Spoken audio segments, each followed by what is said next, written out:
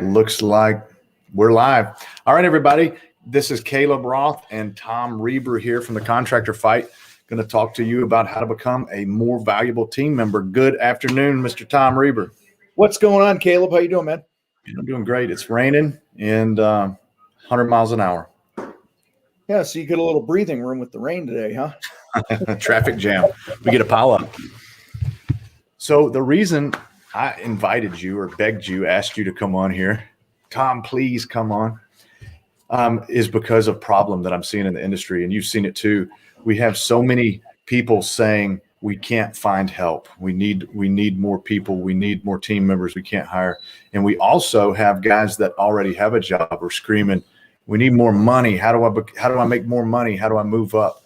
And I think a lot of business owners in general just don't understand how to get that point across to people. And so I wanted to take today to address the guys on the crew, the guys on the paintbrush, the guys on the end of the nail gun, the guy with the hammer in his hand. And how can you, if owning a business is not your thing, how do you become more valuable in the workplace as a tradesman? Yeah. Well, I'll tell you what, I was talking to somebody earlier today and I said, if we could figure out this employee issue in the trades, whoever shows up with the silver bullet for that, they'll probably be retired in a month because the need is so great, and I think everything goes back to the leader of the company. And, I've done videos and trainings before where I was telling the employees, like, here's some things that you need to expect, from your owner.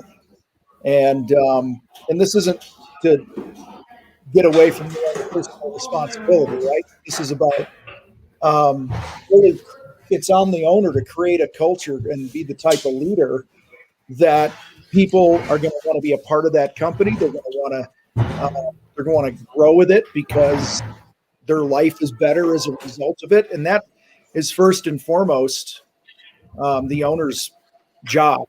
And the owner's not there to paint or stain or do anything anymore. I need to lead the team. I need to lead the company. And so I encourage employees to really, I guess to be self-serving in some ways. I encourage them to go watch our content that we have, share it with your boss. There's a lot of really good men and women out there that are running companies. They don't know what to do. They're just ignorant to some of the things it takes to build a strong team and strong culture. And we provide that. So you can help your owner by turning them on to some of the stuff that you and I are doing, Caleb, is really putting their awareness on it. So let's pretend that's happening, right? So that's now if I put myself in the shoes of an employee, I think it comes down to the decision of, do I really want to be a pro at the thing I'm doing or not? Professionals in any discipline, they put the work in to get better. They do some personal development. They train. They find ways to make themselves irreplaceable and add value to that organization.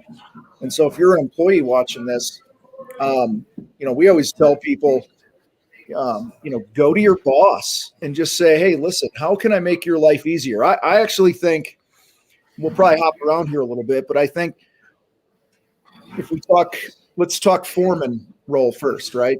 Foreman, a crew leader, whatever. To me, a crew leader and foreman are the same thing in my world. The number one job of that crew leader or foreman is, in my book, is number one, be a thinker, right? Like, Caleb, if I work for you and I'm running jobs, my job is to really approach the project you give me as my own little company, my own little satellite company. Right. And that means I'm making decisions. It means I've got things on my radar. I'm thinking ahead. I'm really looking to bring jobs in successfully, which in our world it's safe. Nobody gets hurt. If I went to work with 7 fingers today, I come home with 7 fingers, right? If I have 2 eyes, let's go home with 2 eyes. We want it safe. We don't want anyone hurt, number one. Number two, it was a great experience for the client. And then number three, we finish the job on budget. That we hit our man-hour targets. We hit our budget for the job, because if we're not bringing in a job profitably, safe, and with a great experience, then why do I even have a foreman? So, and that all happens by really enabling our foremen to be thinkers. So if you're a foreman, crew leader type role in your company right now, that's a great place to start. With that, I believe one of the roles of the foreman, and this is going to sound self-serving for the owners. So if I'm an owner and you're my foreman, Caleb, I expect you to protect me, meaning protect my time, right? I hired a foreman because I had a problem. And the problem was I'm scaling the business.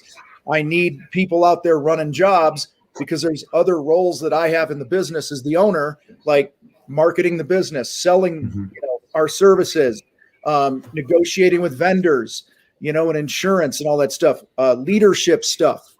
A lot of owners never get their time freed up enough because they're doing all the thinking for their people in the field, and then they can't work on other areas of the business, which in turn are going to benefit those employees. So if you're a foreman, protect the boss, so that he or she can go out and really do what they do best. And so story I have with that is many years ago, we were doing, 400 paint projects a year or whatever it was in one of my old companies. And we were on a deadline for a project, and I knew we were on a tight deadline for this big job. We had the whole company there at the time. I think it was, it wasn't the whole company. I think we had 8 painters at this house. Movers were coming the next day. We had to finish it that afternoon so we could do the final walkthrough and everything's ready for the movers to come in and move these people in who had a deadline with a moving truck coming early the next morning, right?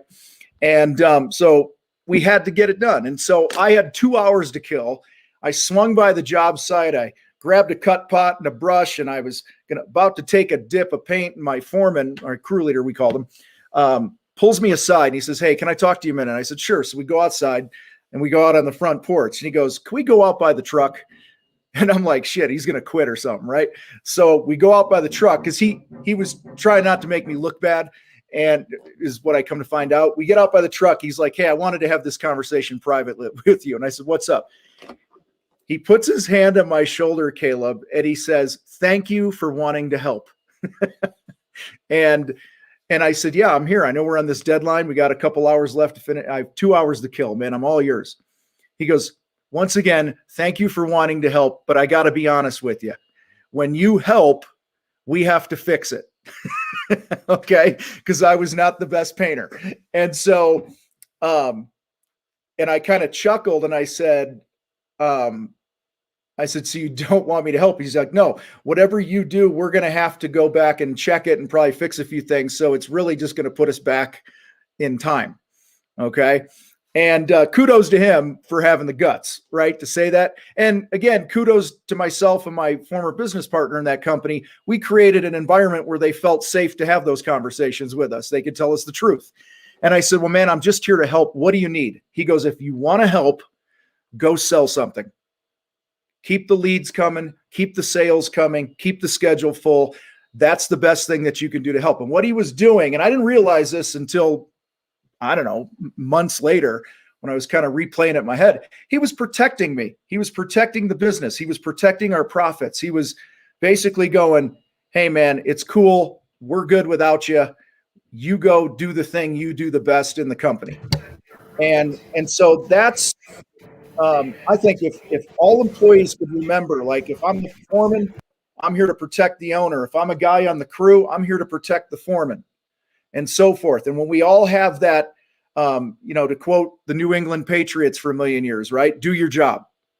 Like do the thing you were hired to do, and as a professional, and have pride in that. Everything's going to come together and work out in the long run for everybody. I've heard the story before, and I like it. It's true. I'm kind of right there with you. Not the greatest stain guy here, so right, man. Pretty sloppy. So I like it. So you've talked about foreman, crew leader, one in the same role. So how does a guy who's walking in the door to a company, and let's just say he has zero experience in the industry, but he knows how to work, but he also knows how to be lazy. What do you tell that guy when he comes in? What do you tell the guy that says, I want more money, put me in the game, coach? What do you tell him? Yeah. Well, raise your hand, Caleb. Raise it right now, because you're answering the question. I was just going to say, raise your hand if you want to make more money. Everybody wants to make more money. Who doesn't want to make more? You want to make more money. You want to make what we say here. And I got this from one of my business partners in our sales academy, Steve. I heard him say this one time. He says, if you want to make big boy money, you got to do big boy work. Okay.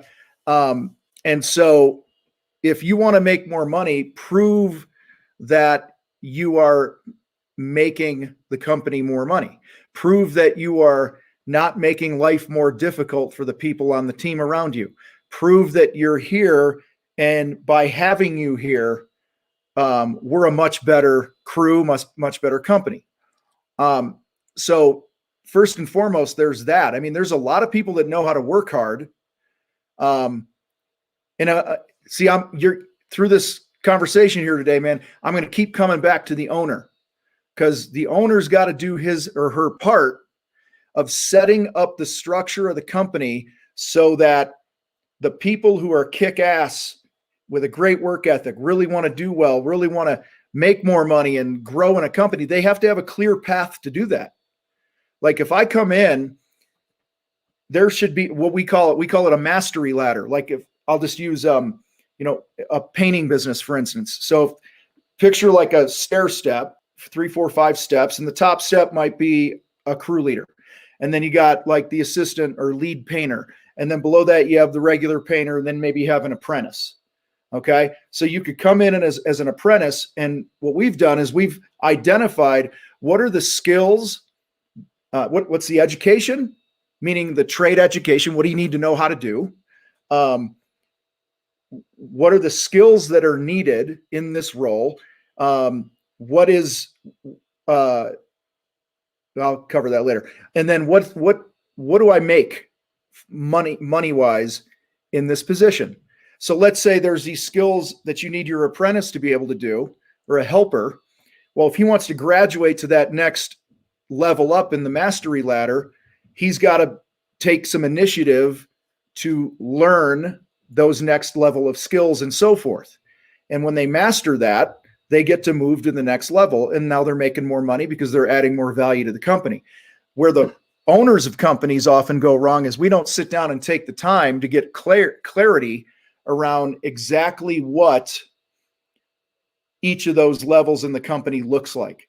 So if I'm a kick-ass person with a great work ethic, I really want to come and learn, and I want to grow in a company, and I go to a company that doesn't have any structure and doesn't have a clear path to winning, I'm probably going to leave. Okay. Because that's the type of person I am. And we all want winners to work for us. So I'm going to look elsewhere for a place where I can go win more in life and reach some of my goals. There's a lot of people that want to work in the trades. They want to work hard. They want to make things. They want to create things. They want to paint things. They want to fix things. But because of poor leadership in the company, they wash out. And then we accuse them of being lazy, not committed, and all this other stuff, because again, as the owner, we didn't do our job. I think that's well said. I think that a lot of business owners, the biggest problem I know for me is getting what's in here out. Yeah. And so making that clear is, I think, a good distinction we need to be thinking about as owners. Well, what would you add to it, man? What am I forgetting? Well, the one thing I would add to it is I think both parties need to have a degree of patience, right? Mm-hmm. Like Caleb, if you show up for work, you're a good dude, you're clean, you're eager to learn, but maybe you're not picking something up as quickly as I want you to. The worst thing I could do is give you shit for it. I think it's on me to figure out how I can best train this person. And I think you're doing it in the stain industry like nobody else has, but like I'll give you an example. In the painting industry, there's the PCA, the Paint Contractors Association. I'm really into them for many years now. Yeah. They have what they call a craftsmanship forum, where they've taken the time over many years as a big association to define what a properly painted surface is. They've defined like, here's the SOPs for how we set up a room, how we, spray something, whatever it is, any skill that you're going to need to know. You can look to your associations in your industries and find a lot of those things. What you're doing is awesome. I mean, shit, wasn't it a month ago or something? You had an event down there. You were teaching guys how to stain. Yeah, we did that, and we've got some SOPs and things we try to give out. But I'm very interested in the Paint Contractor Association magazine. We get it. We looked at it today in a meeting, and I'd love to see somebody's mastery ladder and share it with the world. And I'd love to see those SOPs. Do you have to join that membership to see those? Yeah, you join as a member, and it's totally worth it if you're in the coatings industry at all. Really. Yeah, I think we would fit in that. Yeah. Here's the other thing. Patience is a big thing. We burn through a lot of good people because we're shitty leaders. We're not patient. And we're getting mad at people for not knowing shit we think they should know, but we've never really identified and trained them on what they should know. That's the problem, right? You're right. Second thing that I think is big with this is, this falls under patience. This is the long game, man. Like, you're not going to, think about how long, get some perspective. Think about how long it took you and how many mistakes you made personally in your own business in the early days. Like when I started as a one-man painting company, I can think back to a couple dozen jobs where I screwed something up and I had to go back and fix it. I had to take it on the chin, and I learned from those things. And so we often forget that was part of our journey when we start hiring people. Right. You know what I mean? And then we blame them for screwing something up. That's really big. And the other thing here is there's got to be a consistent forum or meeting or whatever you want to call it to measure whether or not somebody's doing, quote unquote, a good job. Okay. And that's where I'll just use the PCA again. They have a definition of what a properly painted surface is. Okay. And so it's a tangible, measurable thing.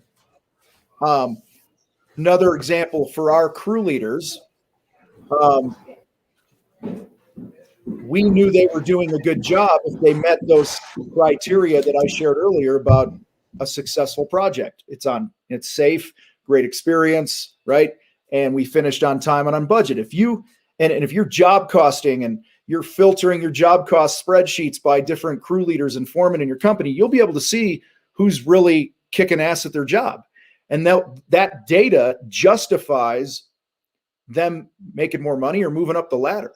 I had a guy that I coached, landscaper. He had a guy, we worked on this with him a few years ago.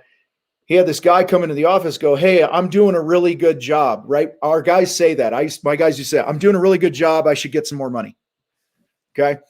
And so this guy, he says, "All right, well, let's see how good of a job you're doing." And he had a monitor on the wall in his office. He pulled up this spreadsheet, the job costing spreadsheet over the last quarter. And he's like, "All right, here's all the jobs that you ran and were responsible for in this last quarter. Your average gross profit is this, on this many percentage of your jobs, you're over budget on the man hours or whatever it might be. You're not hitting your upsell quota that we have. We had upsell quotas." And he's like, "So I'll tell you what, you hit your upsell quota. In the next quarter, you average, X amount gross profit on completed projects. I'll give you more money." Okay. So now it's totally in that guy's hands, but it's on us to create that culture that we keep score and we reward that. That's powerful. I like that. That's black and white. And last thing I want to add, because you said, was there anything else? As you move up the mastery ladder from laborer, painter, stainer, whatever you're calling these positions, up to, say, a crew leader, the more you go up, the skills change a little bit. The more soft skills come into play. So, like, I had a guy that wanted to be a foreman, wanted to make more money, all this other stuff. He was an amazing painter. And I said, "Dude," and I had to do this through a translator. I said, "Dude, you will never make more money than you're making right now ever in my company." And he looked at me, he got pissed. I said, "Here's why. I can't send you to knock on Mrs. Jones's door and speak English, write a work order, read English, and all that other stuff. It's just a requirement of that position in this company. You have to communicate. Okay. So if you want to make more money, and we offered to pay for his English classes and all that stuff, and he decided not to do it. So the writing was on the wall. He was stuck. We ended up firing the guy. But the point is as you move up that ladder, it's softer skills that are more important, because that takes the load off of you as the owner. You know what I'm saying? So it wasn't uncommon. I mean, we did hundreds of jobs a year. I would, in 80 to 90% of those jobs, I would never set foot on the property after I sold the project, because our guys were truly dialed in on that. Now, we trained them every single week, year round. We had a crew leader meeting, and anyone that was in training to be a crew leader was invited to the meeting, and we paid for that time. And on that day of the week, our start time on projects was an hour or two later, because we had that meeting every week. And that was long, painful, and expensive in the first year, but it got us to the point where we were finally able to not have to babysit our projects. And they saw that we were being patient with them. If a guy came in and screwed the pooch on a job and we didn't hit the budget numbers, we weren't yelling at him. We were going, all right, Caleb, what happened? This job was bid for 100 man hours. It came in at 120. What happened? And he might say, yeah, I think you underbid it. And I'd say, okay, cool. Let's talk about where I underbid it. And oftentimes that was the case. And we would adjust our bidding software with production times and things like that, so that we could get more on the same page. Other times he's just like, I don't know, I didn't lead it good. Other times it was weather that was kicking us in the face. Maybe you had a chatty homeowner that wouldn't leave the room and slowed everybody down. And I mean, there's a million reasons, but the point is we played the long game with our guys. They weren't in the doghouse if they made a mistake. If they kept making a mistake, then we'd have a conversation about, hey, do you really want to lead a crew, or do you just want to go back to being a painter? And we had a few guys that actually took us up on that, because they had 2 quarters in a row where they weren't hitting those metrics. And they just said, yeah, after doing this, I just like to show up and do my job and go home. And I'm like, cool. Right. So no, that makes sense. So you've talked about the guy who wants to make more money. Let's talk. And you said something about training. Can you go over what a good training program, just in a 30-second look at it? What's a good training program look like? What does a guy need? If a guy needs help, how can he say, hey, I need help, without feeling like, without ego, without losing his ego? And then what does that crew leader meeting look like? You may have already covered that, but if you got to add anything to what a crew leader meeting needs to look like, I think most guys would like to hear that. Yeah. Let me start with the crew leader foreman meeting. This is a time a week we get together. We just get on the same page and we kind of give a reporting of what we've been responsible for in the last week. Right. And so we'd keep these to literally about 45 minutes. We'd start with, everyone had to share 20 to 30 seconds of how they lived out one of our company values in the last 7 days. So for example, one of our company values is play the long game. Okay. Like we're not in the quick transaction game. We're not the one and done people. And so foreman might walk in and go, the value I lived out this week was playing the long game.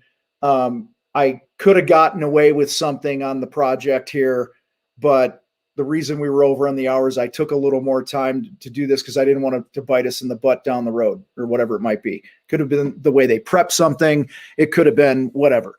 And so, or playing the long game could be, or respect. That's another company value, right? We respect people, their pets, their property, their time. And it could be I had a conversation with the homeowner about a couple things because it was going to affect the flow of how their morning routine was in their house that morning, because the kids were home for school. We were on the property, and I wanted to respect their time and their family and this and that. So I just had a conversation to talk about it. It doesn't have to be fancy. It could just be simple stuff like it. The goal of that is to keep everybody's focus on our values as a company, because that's really what our culture becomes. Then we would move into job reporting. Super quick, super factual. Hey, I had the Reber project that I finished yesterday. It was bid for 100 hours. We finished in 96. I got a great review. Nobody got hurt, and we hit our budget. And then we're done. We're not even talking about it. Even if the man hours were double in the production, we wouldn't talk about it in the meeting because it just wrecks the flow of the meeting. Then we would report on current jobs. Okay, so I finished the Reber job. Well, the day of the meeting, you might be on the Reber job. Hey, I'm on the Reber job. It's bid for 100. We're on our third day now. We're on track to finish on Thursday. Looks like we're going to finish on time. No issues. Just a quick accounting for that. Then we move into the salesperson giving just a quick report of, hey, this is how many leads came in this week that I got. This is how many sales appointments or calls I had. This is what I sold. And this is putting projects on the radar for your team so that they know you have work. Because they go home at night. If you don't communicate this shit, they go home at night and they're having a conversation with Mama Bear. And Mama Bear, this actually happened. We had a guy who left who was a great painter because we did a shitty job of communicating what was on the radar for the next several months. This is a big, hard lesson. He ended up leaving us to go make $3 or $4 an hour less working at a factory in town because it had consistent work. And him and his family didn't think that we had consistent work when we did. Yeah. So, and then we wrapped the meeting up with 15 to 20 minutes of training. That could be on how do we do a pre-job visit? How do we deal with a tough client? How do you deal with an underperforming crew member? How do you knock on a door? How do you set up a job site? It could be a safety thing. Once a month, we'd make one of those training things something about safety, and we'd have everyone sign in so that if anything ever happened, at least would show that we give a shit about safety. And so that was really the structure of the meeting. And then for non-crew leaders, once a month, we'd have a company-wide meeting, and that could be just really a state of the company. How are things going? We'd give some awards out we'd have crew leaders nominate guys on the crew that did a kick-ass job on a certain project, and we'd give them an attaboy, sometimes a gas card, lunch, whatever, things like that. As far as the skills training, we have a lot of people coming into the trades that have no idea how to do things, right? And so this is hard because it requires patience and consistency. There's an acronym, or I don't know if it's an acronym, letters, I guess. And they stand for, what is it? KSDRT.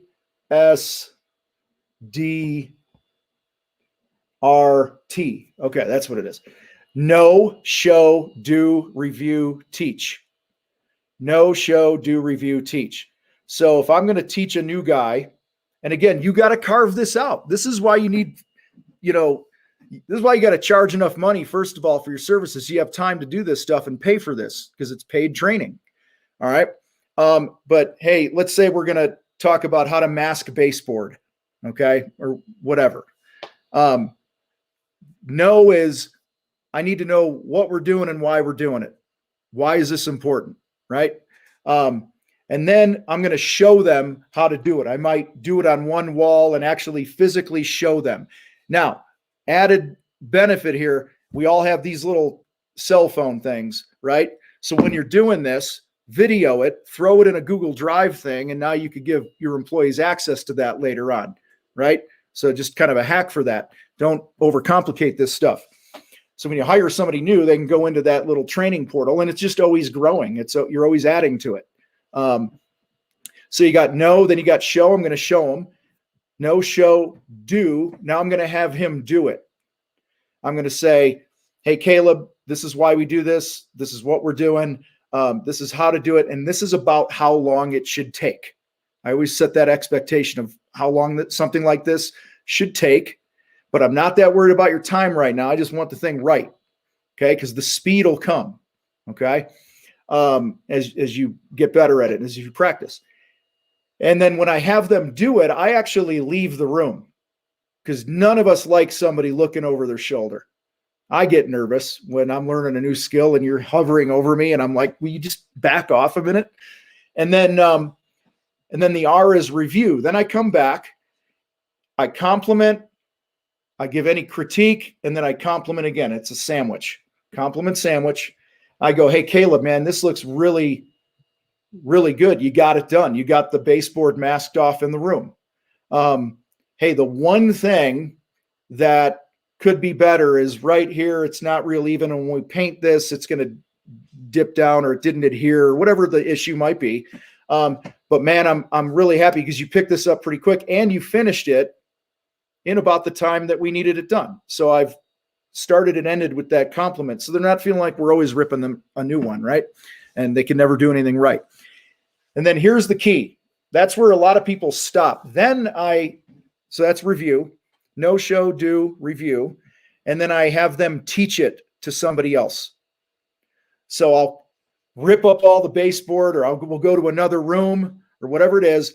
And I'll call in somebody else and I'll go, all right, Caleb, now I want you to teach Bob how to mask baseboard. That's when you really get a handle on if they know what they're doing. Because, dude, how many times have you done this? You show somebody, you go, you got it? And they go, yeah, I got it. Nobody wants to admit they don't got it.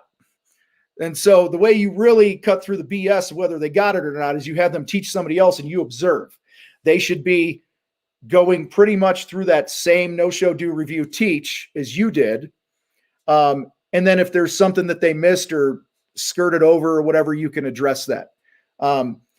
But this is why, training, it's why many of us run from it, man, because it's hard. It's really hard in the beginning to get this off the ground. But when you start building a video library of this that you can give to your new people, and it could be, how to clean a roller. It could be how to spray a fence. It could be how to pressure wash something or whatever. It could be anything skill-wise. The compound effect of you being consistent with this is you're going to turn your company into a pretty good training organization. Yeah, I think so. I like that. Well, so we got a couple questions. Go ahead. One more thing on that. I don't want guys to feel the pressure that they have to do this all alone either. So you might have, in my case, I had a couple really experienced guys on my team that were really good, that were with us for a while. So I'd be like, maybe you were one of them. I'd be like, hey, Caleb, next Tuesday, we're onboarding a couple new guys. I want to go through the basic setup of a room. Would you be willing to train them on that? Mm-hmm. And I'll just be there. Okay. So use the people that you have as well. And I'm not so concerned in all cases with how they get to the final result. I just want that final result of what a properly done job is. Yeah, I agree with that. Defining what you want and making them do it. So yep. I'm taking notes, man. I got a full page here. So I got a couple questions if you want to take them. Sure. Jake Bell, he's a stain guy in Oklahoma, Durant, Oklahoma. Were these meetings once a week or monthly? I think he's talking about the crew leaders and foreman meetings. I think weekly. Was that what you said? Yeah. So Jake, right? Jake. What's up, Jake? Yeah, the crew leader meetings were every week, same time,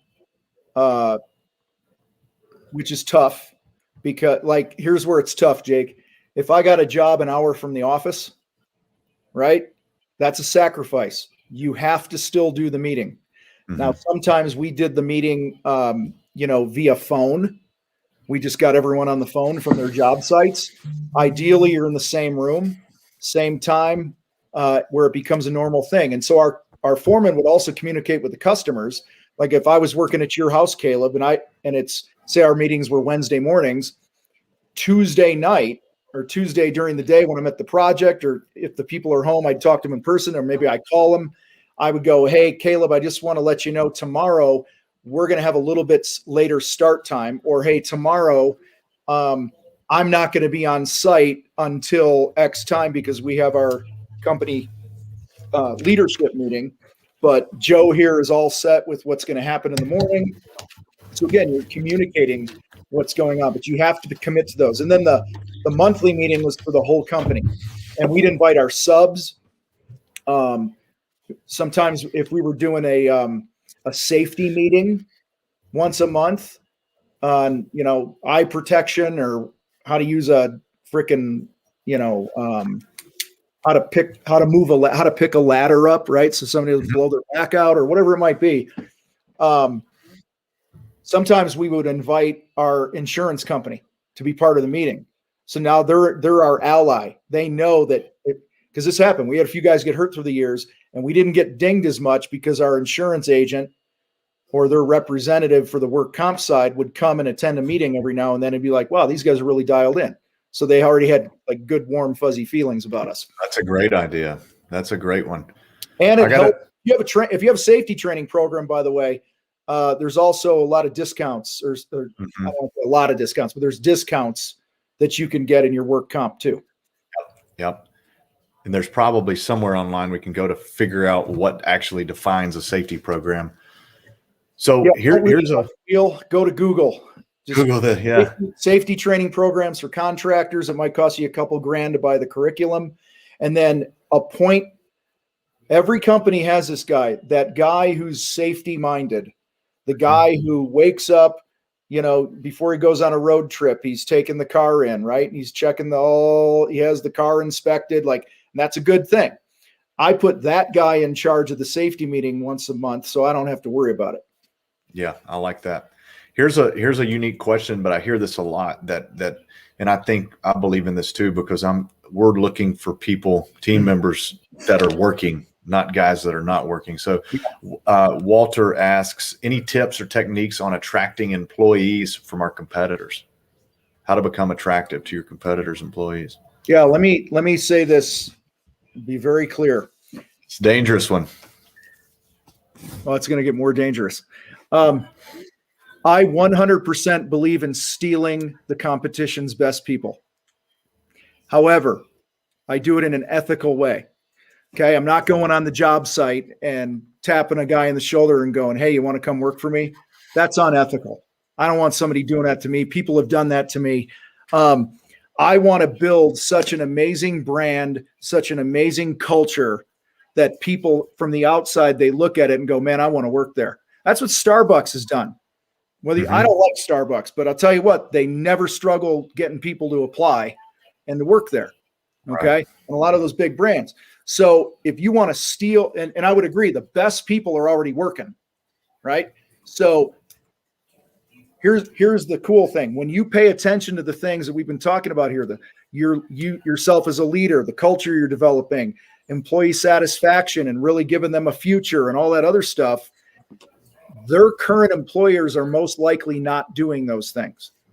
And most people do not leave for a buck or two. Most people leave because it's a shitty culture, right, or it's a chaotic culture, and they want some more normalcy. They want to know they have a future. So when you're doing these things consistently, and you've heard me say this, Caleb, I believe this little thing here, going live from job sites, going live from your company meetings while you're giving out awards to your guys, you're posting it on social, you get your people to post it. I like it.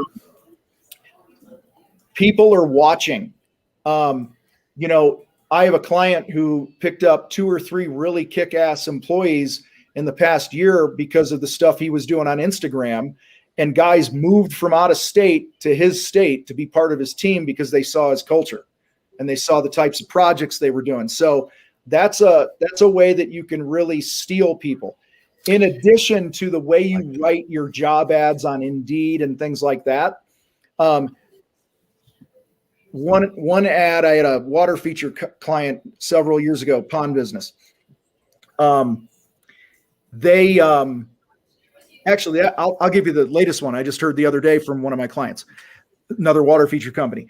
They picked up an amazing guy who's gonna end up running a crew for them because he was tired. He was a utilities contractor employee. He was tired of all his hard work and his work being buried in the ground and nobody ever saw it. Okay. So really think of the pain points that your ideal candidates have. So in this case, this guy was tired of his work being buried. So I would experiment with running an ad like, Hey, tired of nobody ever seeing your work? Right. Headline. Or here's another big one that the people I was going to tell you earlier about. Their ad was, has your boss still not fulfilled those promises he made when he hired you? That one's powerful. Okay. That's tough. And here it was. We had a guy, this is a long time ago now.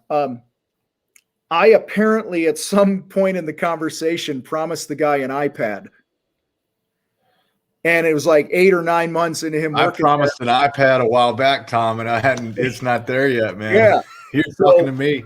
But dude, they remember that shit. And this guy was about to bail, and we caught wind of it because one of my competitors who I was friends with was like, hey, did you know this guy works for you? He's applying for me. And I was like, what? So I went and talked to him. I'm like, dude, what's up? He's like, you never got me that iPad, or you never got me that gas card, or you never fill in the blank. So there's a lot of employers out there that are not fulfilling the promises they've made to their people. Right. And so you can write job ads, because I guarantee you they're employed, they're not happy. Every now and then they're hopping on Craigslist, Indeed, Facebook, everywhere. And if they see those messages that you're putting out there, it's going to pique their interest. Yeah, I like it. That's a good one, and that's something we all need to hear. So here's one from Steven Kirchner. You've never heard of this guy before, have you? I don't like him. I don't want to answer his questions. Yeah, I think he was in the Air Force or something. He's going to shoot me next time he sees me. Steven? Steven, thanks for the question, but it says you've hired like 500 people recently. How have you introduced the new hires to SSC? So he's talking to me, to my company culture. So, man, as company culture is tough. It's easy when you got 3 people. When you start getting bigger, it grows. It's harder to, and you got to be careful not to lose it. And that's something we struggle with. And so, company culture. What do you think as your team grows? How do you maintain? I'm guessing you're going to say, well, you need to have it in writing in black and white, and it needs to be out loud. So, what would you say to the people who are growing faster than they can really keep up with and maintaining that culture? Yeah, this is such a big topic that we do a coaching workshop on this. I've done dozens of times around the country because this is such a big issue. And here it is in a nutshell. Your culture is a couple things. First, it's how we do things here.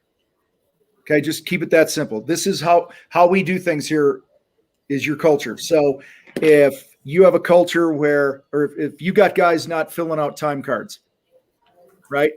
That's how you've tolerated them doing things here. So now you are creating a chaotic culture. Culture, to me, is the intersection between what I expect and what I tolerate. Okay.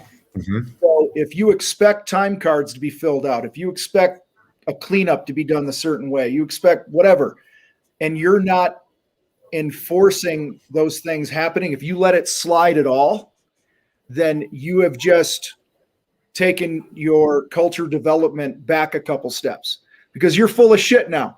Because we all do this as owners. We have a company meeting and go, because we're sick and tired of something. I'm tired of people not filling out their damn paperwork, right? Or whatever it is. And we're in front of the group and going, from now on, this is what's going to happen. I can't tell you how many times I've had that conversation with my company. Right. From now on, we're doing this because I'm pissed today, right? And then the next week, I might do the meeting that I said we were going to have from now on or whatever. So company meetings, we've been talking about that. Some of you guys watching this might be like, from now on, we're having company meetings. We're going to train and we're going to do this, be accountable. And then you have it a week. And then you got the next week where, you almost did it or you did it. And then it trickles off. And now you haven't had a meeting for 4 months, 6 months. You tolerated that. So while you're small is actually the best time, even if you're a one-man show, fill this out. This is the meeting that we have. This is what we do. This is just how we do things here. And so the best time to start is actually when you're small, because when you're bigger, it's like herding cats. Now, if you are bigger, you just got to be committed, man, to doing whatever the shit is that you say is important to your culture. I agree.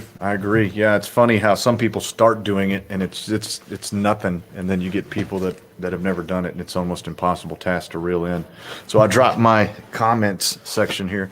I don't know if we got any more, but And that's it. So here's one last thing to talk about. So as these guys, they want more money. They're doing the stuff they got to do to make more money. They're becoming valuable.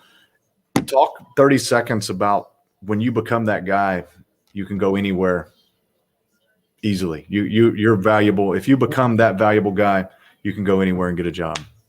Yeah. If you're working for somebody now, start tracking your own data. Even if your company doesn't do it, even if they don't require you to job cost or whatever. I'll just use the painting thing. Just let's say you're not even a foreman in a painting company. You're just a painter. Take a picture of the room. Take a picture of and document how much time was given to do it and how much time it took you to paint the room. All right. Now think about the compound effect of that. If you decide to go interview somewhere else, you walk in and you go, hey, here's the last 6 months of projects that I've done.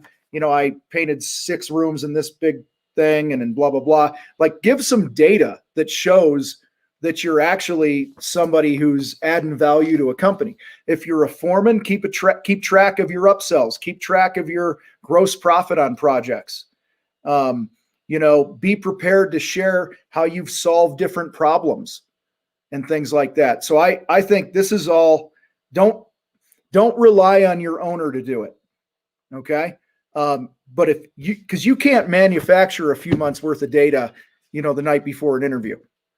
Okay.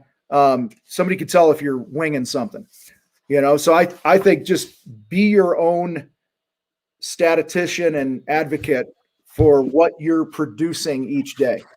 Yeah. Your own HR department, sort of. There you go.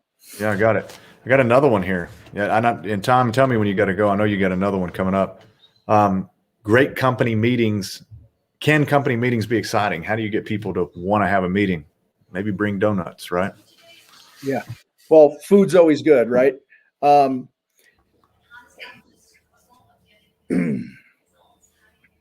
an agenda. Okay. Send the agenda out so everybody knows it beforehand. All right. So even though we had these crew leader meetings every week for years, we still the night before would send out a group text to all the foremen or whatever going, hey, here's the agenda for tomorrow. Come ready. All right. Come prepared. Don't allow a bunch of idle chit chat. Okay. Remember that meetings are not a time. This is not a time to be a bitch fest towards your company. Because if you have a negative vibe, negative energy, and your spirit isn't positive and upbeat and helping them buy into your vision, they're going to have a really hard time giving a crap. Reward people, recognize them in front of their peers, have some fun, have some competitions, but just be consistent and be done quick. Start on time. Don't wait for the one guy to get there to start. You start on time. Because this is how we do things here. And when you're consistent with that, to answer that question, I said the biggest thing is just your spirit as the leader. Like, don't look at this as a weekly gathering to put everybody on notice. Don't overreact to bad shit that's happening in the business. Make the training fun. Give people some responsibility within the training, within the company. And you might, on occasion, I'd tap a guy on the shoulder. I'd be like, Tony, you had, for the last 2 quarters, you've had the highest gross profit and the highest upsells out of all the other crew leaders in the company here. So next meeting, I'd love you to talk for 10 minutes to the team about how you're doing it. Now they feel important. They're not just sitting lectured to the whole time. I like that. That's good. So, and it makes it where they see it's possible. We can do it too. Give them the microphone a little bit, I like it, man. Tom, this is good stuff. We can go all day, but I think here's a pretty good stopping point. Tell guys, owners and non-owners, where do they come? I mean, you talked earlier about the stuff that you're doing. What is that? Tell us about it. How do we dig into more of what you're doing to learn more of this stuff? Yeah, well, at the contractor fight, everything's designed here to bring respect and dignity back to the trades. Tons of free resources on YouTube, our podcast, websites, thecontractorfight.com. We have we have group coaching, we have one-on-one coaching, we have a sales academy. There's so many good things here, but I'm going to drop a thing in the chat here. And I don't know who will see it because we were talking about meetings, but if guys want a template of how to run some meetings, this is it's kind of my template that I would run meetings. What kind of meetings should you be having and things like that. People could grab it at thecontractorfight.com/meet. Yeah, I'd love to see that. Also, another thing I'm going to ask you, you may not be able to provide it. The mastery ladder. Who's got one of those we can look at? Is there anybody? Do you have one? Do you recommend? How can guys see that? Yeah, we have a template for one that just basically outlines it. I'll send that to you, and I'll tap my community on the shoulder. I'll see if I could dig one up for you, and we'll post it. I would personally love to see it, and I know a lot of other guys would too. So I think that's it, man. Tom, you packed it full, man. I appreciate it. And guys, go to thecontractorfight.com. Learn from Tom. He knows his stuff. So thanks for coming, man. Thanks for having me. I'm going to end it, and we'll chat for a few minutes offline if you like. Sounds good. All right, man. Thanks.